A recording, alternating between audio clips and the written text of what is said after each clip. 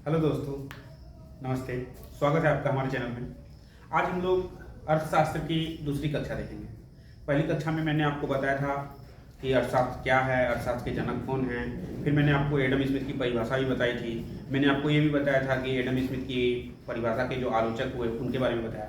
आज हम लोग देखेंगे क्या मार्शल की परिभाषा। तो सबसे पहले हम लोग देखते हैं मार्शल। मार्शल साहब का पूरा नाम था अल्फ्रेड मार्शल। ठीक है, इनकी एक पुस्तक है प्रिंसिपल ऑफ इकोनॉमिक्स, जो पब्लिश कब हुई थी? 1890 में। ठीक है, तो मार्शल साहब ने जो परिभाषा दी वो क्या थी? अर्थशास्त्र की परिभाषा। तो मार्शल के अनुसार कहना था कि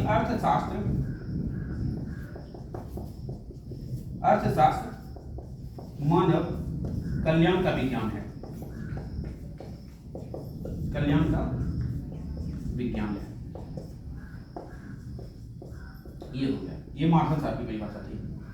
अब चूंकि मार्शल साहब की परिभाषा की भी आलोचना की गई, लेकिन इनके समर्थक भी थे। मार्शल साहब की परिभाषा के जो समर्थक थे उनमें से मुख्य रूप से ये समर्थक हैं, समर्थक जो इनकी परिभाषा का समर्थन किया था, जिन्होंने कैनन, बेवरिज, ये सब अर्थशास्त्री का नाम है, कैनन, बेवरिज, पिगू, इन लोगों ने इनकी परिभाषा का समर्थन किया।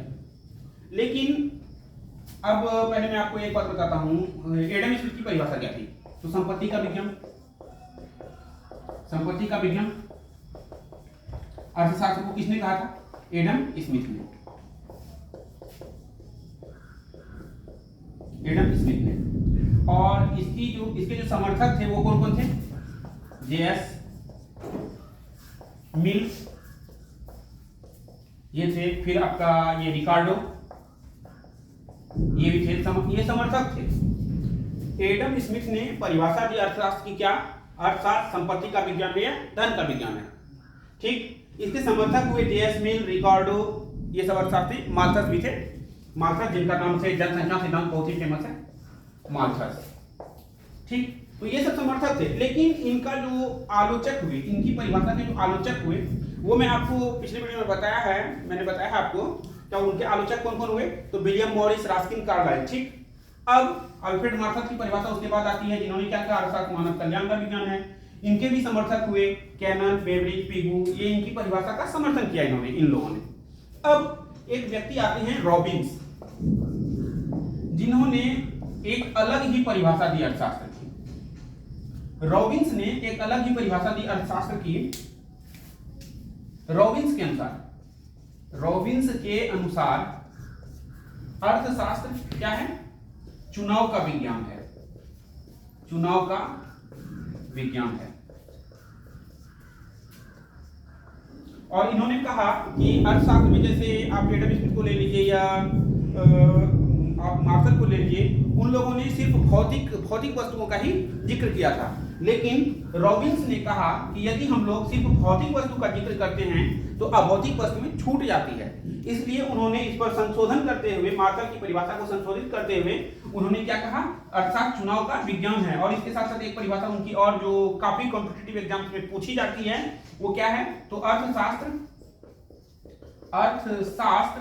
चयन का तर्कशास्त्र है। चयन का तर्कशास्त्र है। ये कथन किसका है? तो ये कथन है रॉबिन्स का।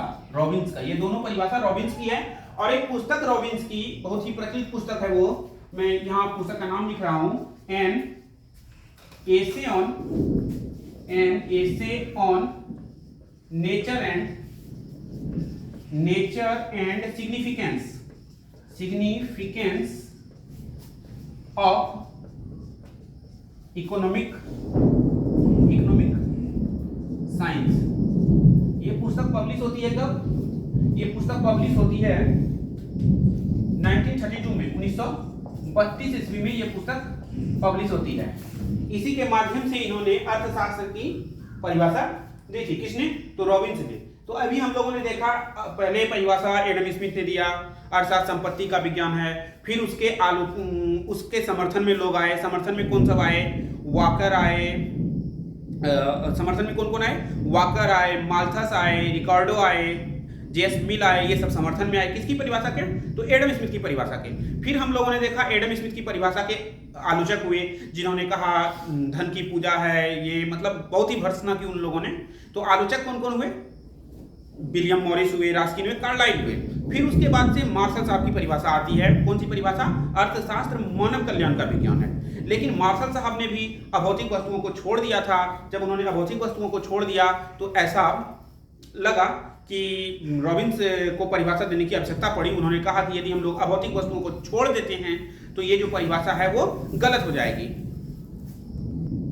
फिर मार्शल साहब ने बताया, एक पुस्तक मार्शल साहब की आती है प्रिंसिपल ऑफ इकोनॉमिक्स 1890 ईस्वी में, उसमें उन्होंने बताया अर्थशास्त्र मानव कल्याण का विज्ञान है।